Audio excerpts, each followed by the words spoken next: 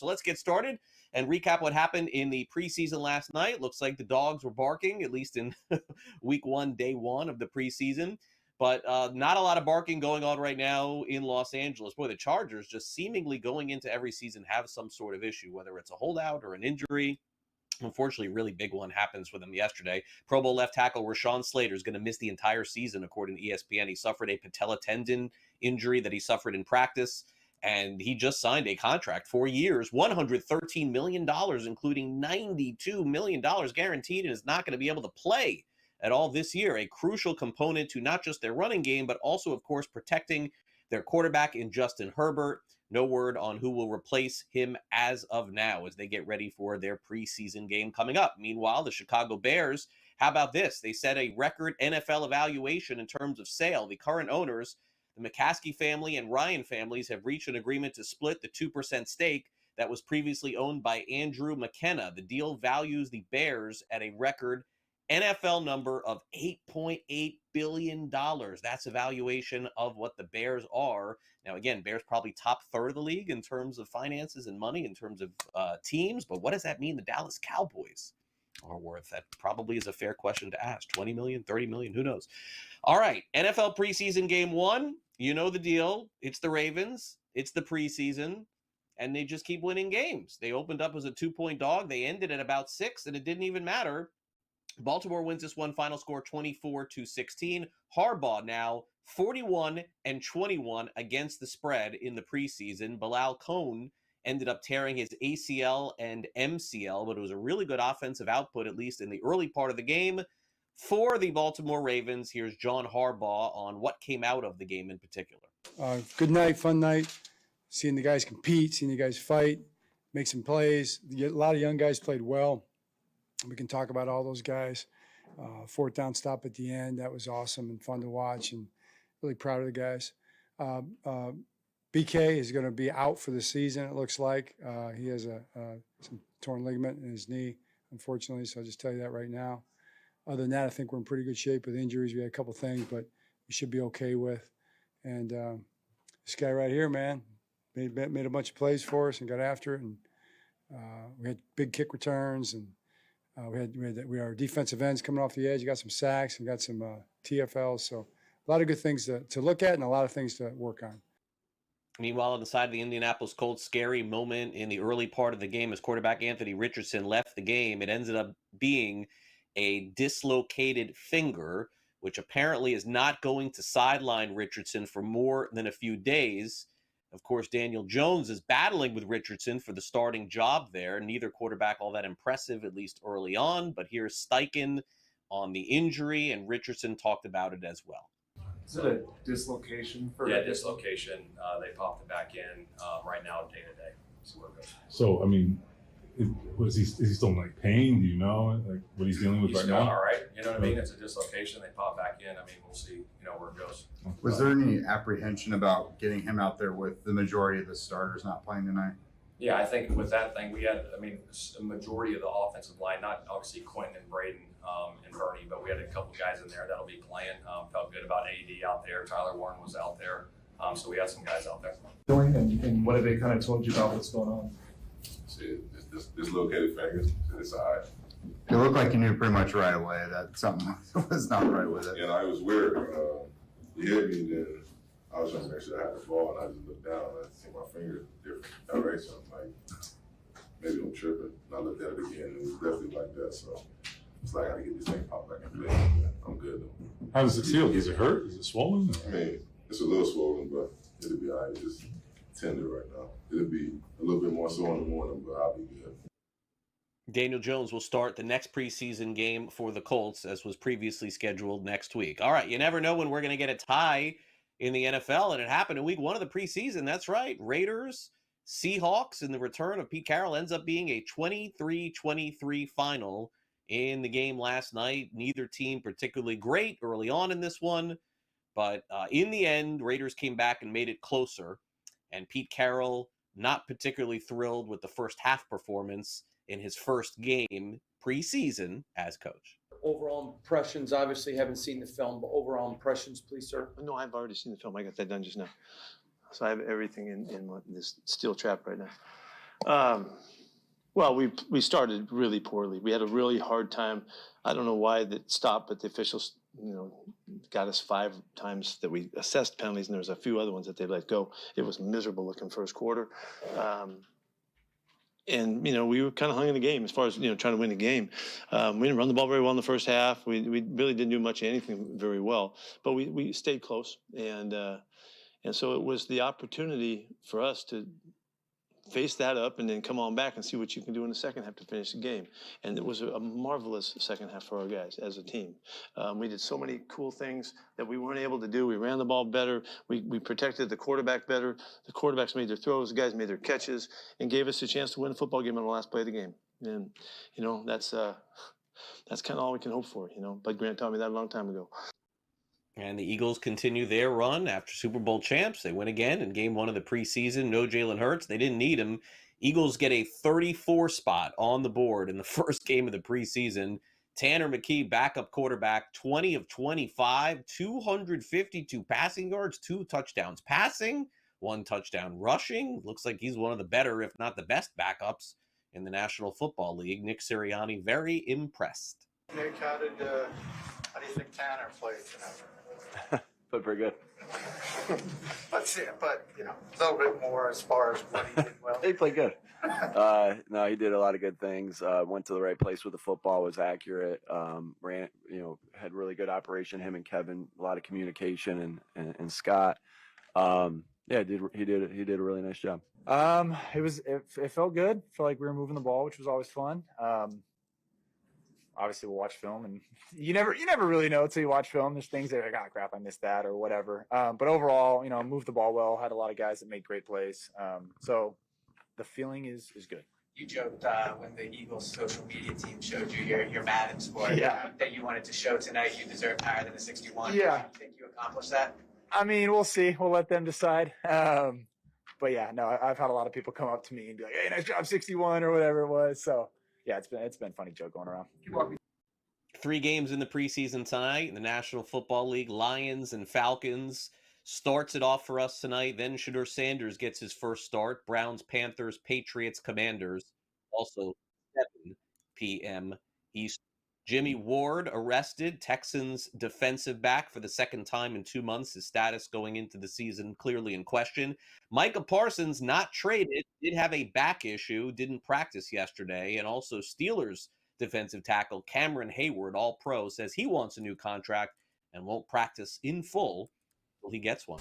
Great to have Sam McQuillan in from Legal Sports Report. We'll dive into the very latest on DraftKings, the parent company of FanDuel, and we'll also hit on ESPN Bet, some numbers coming out. Let's get the latest. Sam is with us here on this Friday ahead of a big weekend, of course. A lot of betting going to go on this weekend on the preseason. Crazy people are out there, Sam. They're going to bet on the preseason. They're going to do it. We know that. So here we are.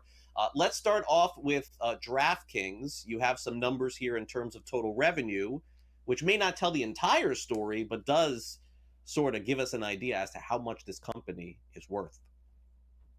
Yeah, DraftKings had a really, really good quarter in the second quarter. It actually broke a couple records sports betting wise. It had the highest hold margin it ever had in a quarter, and it said it got really lucky, so lucky in fact that it made about $75 million more than it expected to from sports, from what we call these lucky game outcomes, which is really important because as we've talked about these companies in the past, Q4 was one of the worst quarters ever from a sports betting standpoint. I think NFL favorites won at almost a 75% rate, which literally never happens. That was the first time it ever happened, and that really caused a big impact to these companies. I think DraftKings said it lost about $200 million in revenue, just unexpected from that. And of course, that's stuff that can happen in sports betting. Things swing, they go this way or that way. But then, Q1, it was similar with March Madness where, pretty much all the favorites won there as well. There was no big upsets and the sports books really just got hammered. So this quarter, it finally swung DraftKings' way and other sports books that we'll talk about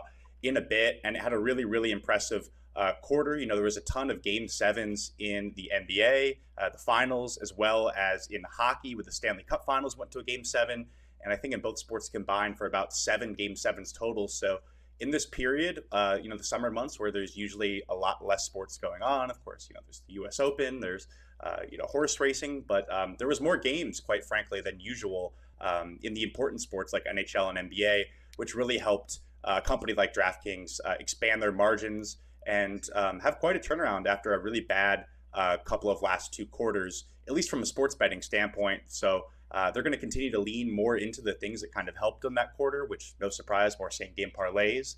Actually, live betting was a really big bright spot as well. It now makes up about 50% of all the money that DraftKings takes. So, if you're a sports bettor and you're on the app, you'll probably notice them pushing you or gearing you more towards live betting options. Of course, they purchased a live betting operator called SimpleBet about a year ago, and I think we're finally seeing some of those integrations come to life within the app. And this is going to be really important ahead of football season, right? It's, Q3 you just mentioned. There's got preseason going on, but football season, it cannot be understated how much more significant that is to the sports book's bottom line than an NBA or an NHL. So while investors were pretty stoked about or pretty happy about, the results, they've put the caveat out there that this isn't really going to matter until football season. Of course, last football season was terrible. DraftKings is going to hope they can roll this momentum into the upcoming one.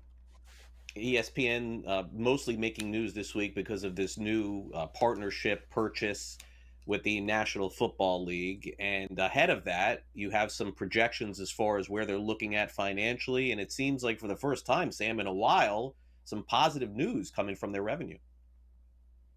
Yeah, ESPN Bet, of course, the sports book that is owned by Penn Entertainment but licensed to ESPN. They agreed to that deal for about $2 billion 2 Augusts ago. Like you mentioned, ESPN is making a lot of inroads with the NFL and football ahead of the NFL season. The ESPN Bet app is actually going to have a new feature where it allows you to integrate your fantasy teams with your betting options. But beyond that, executives came out this week and said they're actually projecting to essentially double their market share from last year, which was about 2% of handle during football season. To put that in context, FanDuel had about 40%, DraftKings about 40% as well. So Penn only having 2% last year was really not going to cut it. They're projecting they might double that this football season. That would be big news, or would be really encouraging if it wasn't so small to begin with. Projecting just about 3.5% to 4%. It's not really what they hoped for when they agreed to this deal. And now that we have these things that are coming to life, these integrations, these fantasy football rosters being a part of it as well, it's kind of surprising that they're not projecting more this football season. Maybe they just kind of realize that it's out of reach at this point, but I think it's very telling as well because both sides do have an opt-out clause next August where if they don't reach, it's been reported, double-digit market share by then they can just walk away. And we've heard Penn talk about that as increasingly something that's on the table to maybe save them losses. ESPN, I wouldn't be surprised if they're kind of awash with the sports betting experience, but the fact that they're only projecting 4% of handle this football season, that doesn't leave much room or much time to increase that handle share for next August. Because again, you have Major League Baseball and NHL and NBA, but football is really where it's going to make or break you if you're going to make these inroads. So I guess it's encouraging that they're planning to double the market share, but I don't think it's going to be enough. Yeah, I would agree. Now, this is a little surprising here as we end our week here with sports betting news.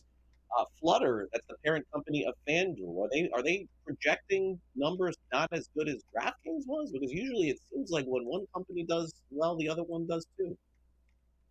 Yeah, Flutter, which owns FanDuel, actually, they said they had a pretty similar quarter to DraftKings. Like you mentioned, Craig, kind of where DraftKings goes, FanDuel usually moves. The only real difference between the companies at this point is one is owned by a huge global betting conglomerate, and DraftKings is very much still kind of in that startup mode where it's just the DraftKings Sportsbook and just the DraftKings online casino that make up the company, where Flutter has FanDuel and a bunch of other sports books. But they actually had a pretty similar quarter to DraftKings. They posted a record 16.3% gross sportsbook hold margin, which is essentially the win rate from a sports betting standpoint. But again, like DraftKings, that came during these months where there's not as much betting going on. Handle growth didn't jump that much either. So I would say DraftKings maybe had a slightly better quarter from a sports betting standpoint, but investors are now looking at how is that going to roll into NFL season. And I think actually what Flutter has said out there about FanDuel is resonating a little bit better with analysts and investors. They've been able to grow their handle at a little bit more of a steady rate, and because of the the way the company is structured, because they have deals with other companies and own other brands, they're able to mitigate some of those costs from high tax states as well, probably a little bit better than DraftKings. Both companies are going to have the surcharge in Illinois, the 50-cent tax per bet, which is going to be passed down to customers. DraftKings is not raising their guidance because of that. They kind of assume that they're going to lose money from this, so they don't want to tell investors they're going to make more. FanDuel has been able to kind of mitigate, some of their costs with other deals. And, going into NFL season, that's going to be really key, especially as it navigates states like Louisiana, states like Illinois, where all these, things that they don't want to have happen politically are happening. So it should be an interesting football season, to say the least, for both companies. And I imagine they'll be kind of neck and neck, lock and step with each other all throughout.